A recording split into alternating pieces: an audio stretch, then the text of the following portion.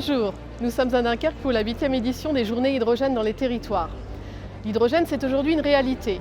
Pour Dunkerque et les Hauts-de-France, c'est un enjeu stratégique. Et ArcelorMittal va produire de l'acier à partir d'hydrogène décarboné. Reportage. Monsieur Vergrit, bonjour.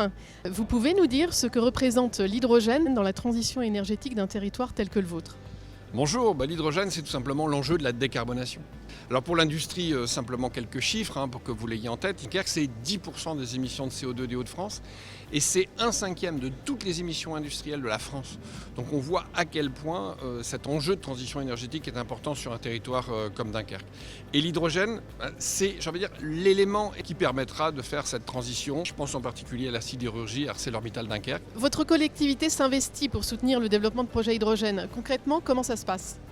L'enjeu dans ce mandat ou dans le mandat suivant, c'est maintenant de passer les bus à hydrogène. Pareil sur les bennes à rupture ménagère. On veut également les passer à l'hydrogène. Dunkerque est un territoire d'innovation pour l'hydrogène. Il va falloir former à ces nouveaux métiers. Les questions de formation sont essentielles parce qu'on est en train de parler de nouveaux procédés d'hydrogène. C'est complètement nouveau, de la fin du pétrole, de la fin du gaz, de la fin du charbon. Ce sera porté par des hommes et des femmes qui ont ces savoir-faire demain. Donc l'enjeu de formation est gigantesque.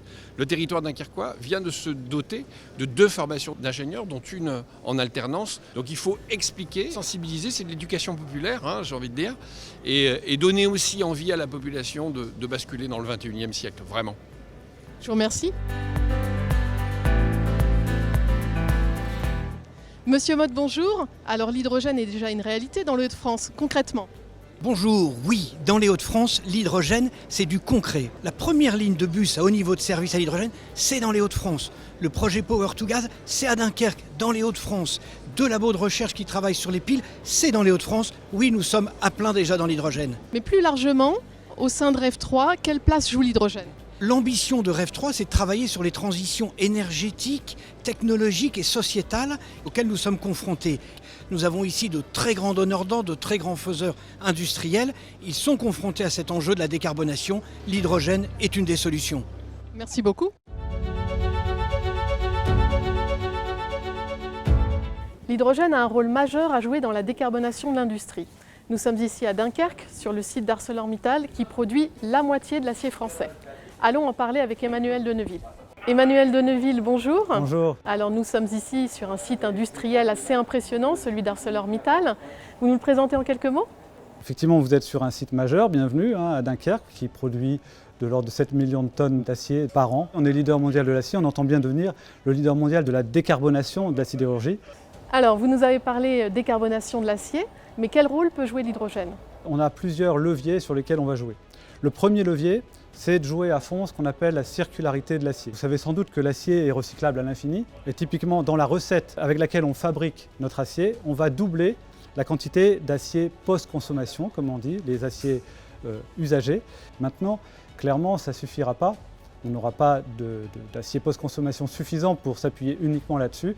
Et c'est là que l'hydrogène prend sa part, c'est de dire plutôt que de réduire le minerai de fer et le faire fondre avec du carbone, le faire fondre à partir d'une équation avec l'hydrogène. Donc on a un projet à Dunkerque de faire 2 millions de tonnes de fonte par an à partir d'une installation de ce type. Ce serait évidemment une installation d'une très grande taille qui est peu courante aujourd'hui, surtout combinée à des fours électriques.